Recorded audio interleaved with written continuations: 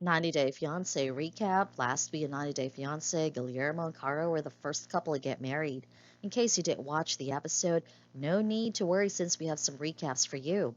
Besides Kara and Guillermo, two other couples tied the knot in episode 15. Meanwhile, others that remained were busy preparing for their wedding.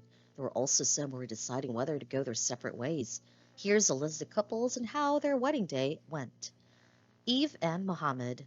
For those who are up to date with Eve and Muhammad's relationship, the couple only had 22 days to get married. If they didn't before the days were over, then Muhammad would have to go back to Egypt.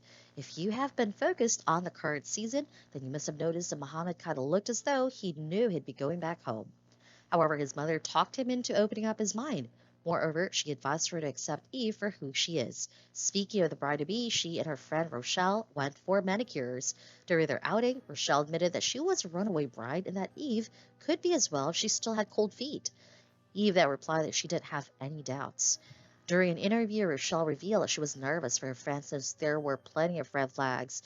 Fast forwarding to their wedding day, Eve worried that her dress was too revealing. Luckily, everything worked out pretty well. Ariel and Biniam. Ari and Bini's wedding is finally here. During an interview, Ari admitted that she was happy about the wedding. As for Bini, he wasn't happy with the fact that their wedding was happening in a Jewish temple. In an interview, he mentioned that Ari agreed their son would be baptized.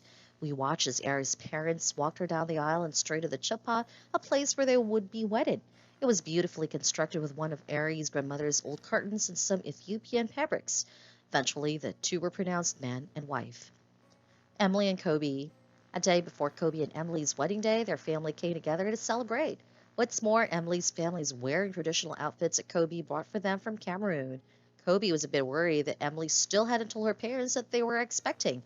According to Emily, she wanted to wait until after the wedding to announce the news. A few hours to the wedding, Emily began cold feet. That night, she took Kobe out to talk as she expressed how she felt. Do you think I'm here because of a certain benefit? Kobe asked angrily. He then added it was insulting. Kobe continued to tell Emily that he left his home to be with her and their son, Jibri and Miona. A day before their wedding, Miona, Jibri, and Jibri's grandmother Shine were pretty Airbnb place in Joshua Tree, California.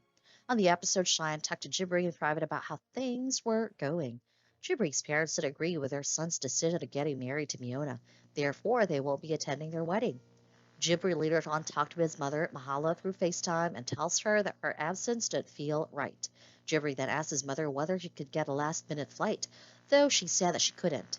When Jibri asked his mother for permission to marry Miona, she informed him that she would support him, though she did not like the matter of how things happened.